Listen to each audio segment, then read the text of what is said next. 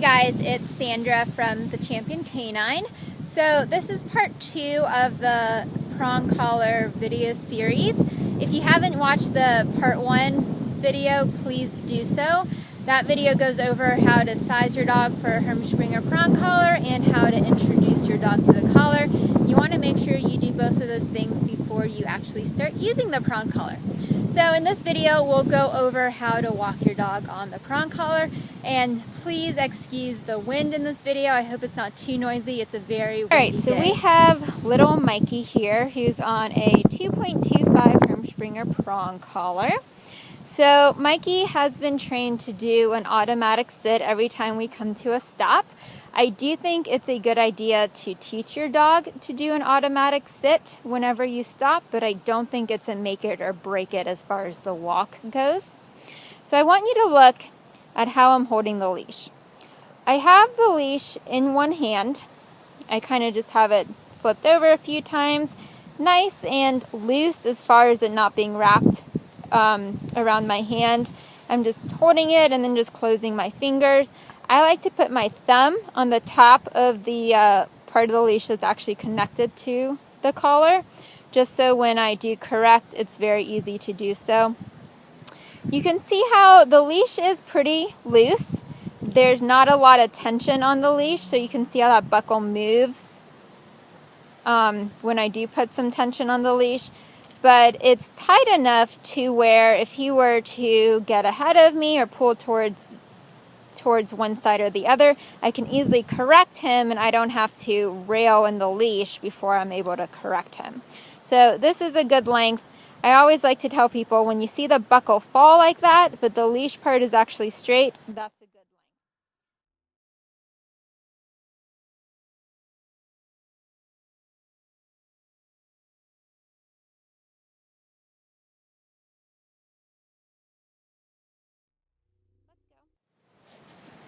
So when you're walking with your dog, you want your dog's shoulder to be right kind of where your hip is. So you can see that's my hip. He's walking a little behind me. I'd rather have a dog walk behind me than in front of me. If he were to walk too quickly or too far ahead in front of me, instead of letting him put pressure on the prong collar, we're going to pop.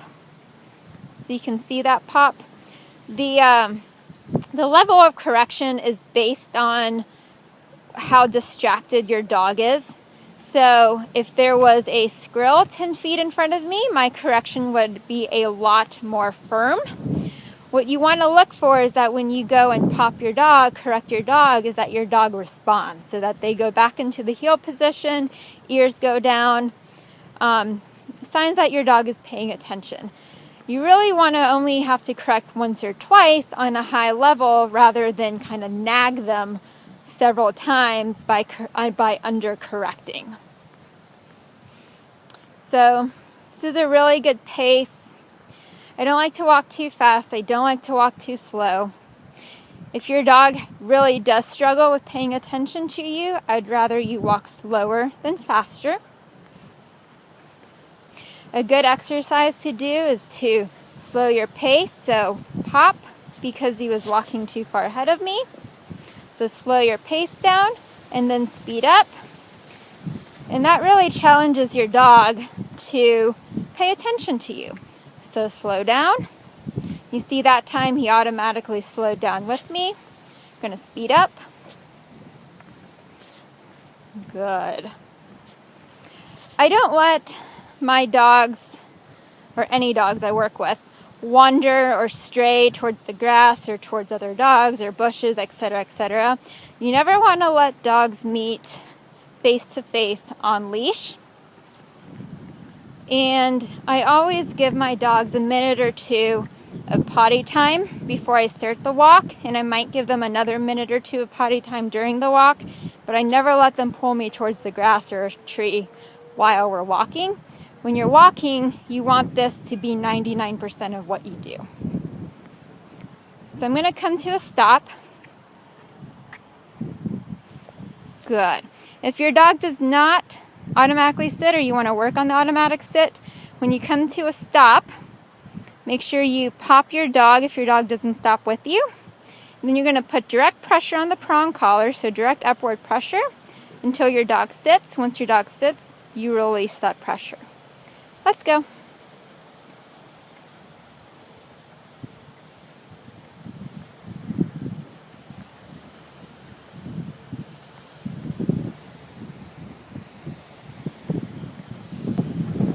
Another thing to keep in mind, and I wrote about this in the most recent blog post, is if you've got a dog that is leash reactive, so a dog that likes to lunge, growl, bark at other dogs, you want to make sure you give your dog plenty of space on the walk.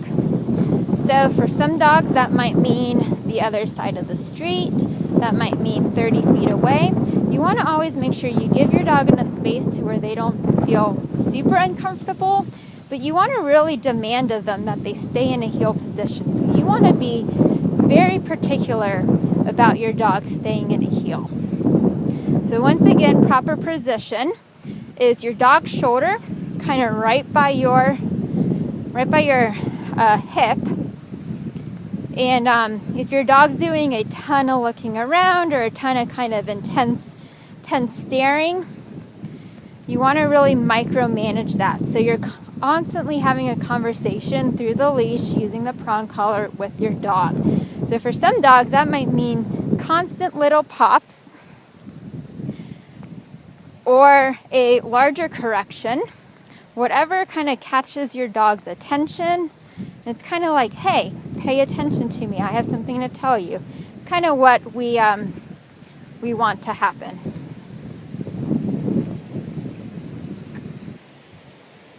Good. Let's go. All right, guys. So here I have Miss Roxy, and I just wanted to show you the walk again with a different dog. And her automatic are not as great as Mikey's, so hopefully I'll be able to show you a little better how to teach your dog the automatic sit. Let's go.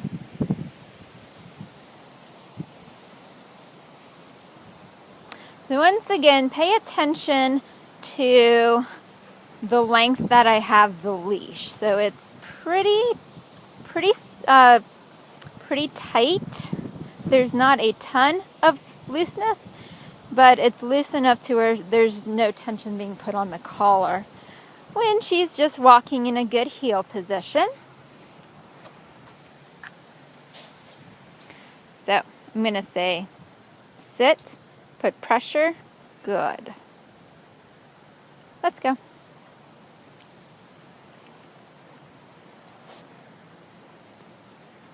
So if she starts to stray, I'm going to pop on the leash.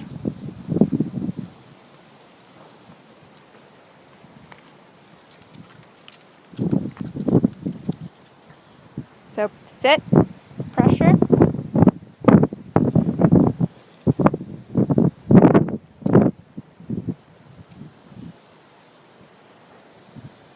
Sit. Good. Let's go.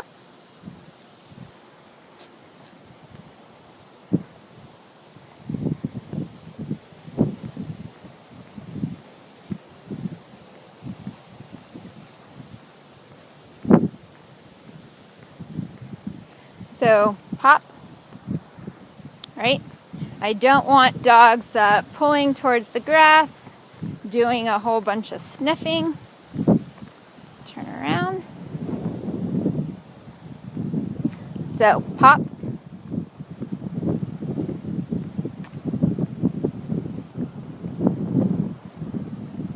Because the whole point of the walk is that they are paying 100% attention to you.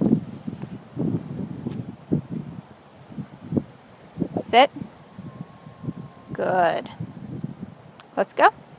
All right. I hope that video helped you a little bit in understanding what the walk should look like. I just wanted to say that, as always, some dogs are more difficult to work with and teach than others, and if you're ever uncomfortable or need some help, definitely consult a canine professional. And I just wanted to go over a few other things about having a calm dog on the walk.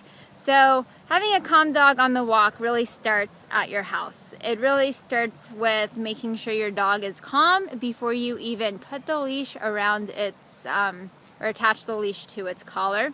You want to make sure that your energy is also calm. Calm before, during, and after the walk. So I know a lot of dogs are conditioned and get excited when they hear the leash or the jingle of the collar because they know they're getting ready to go on a walk. If you've got a dog like that, make sure you start conditioning your dog to not be so excited when they hear the leash being picked up. So that could mean a couple of things. That means you've taught your dog place. We've got a good video for that. Put your dog in place as you're getting ready and use it as a reinforcer for your dog staying in place. If you don't do that, you can condition your dog to not expect to always go on a walk when they hear the leash. So, just casually pick up the leash, put it in another part of the house, Teach your dog that just because you're picking up the leash doesn't mean that they are going on a walk.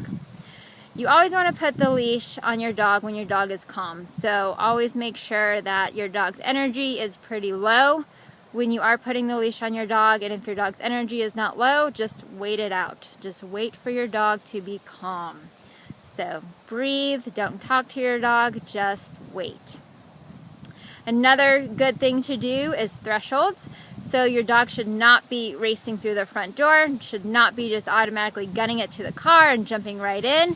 You want to make sure everything is calm. We've got a video on thresholds. Make sure you watch that so you know what those look like. Another couple of things if you have a dog that is leash reactive, so a dog that is barking, growling, lunging at other dogs, you want to be super particular about the heel position.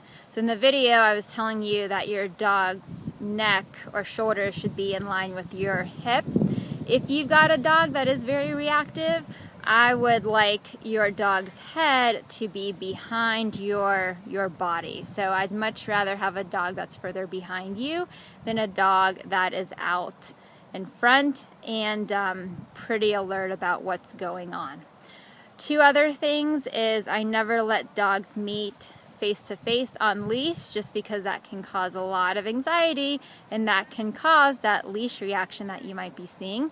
I also never let people come up to dogs on leash and just pet them or even talk to them, especially if you've got a super nervous, anxious dog.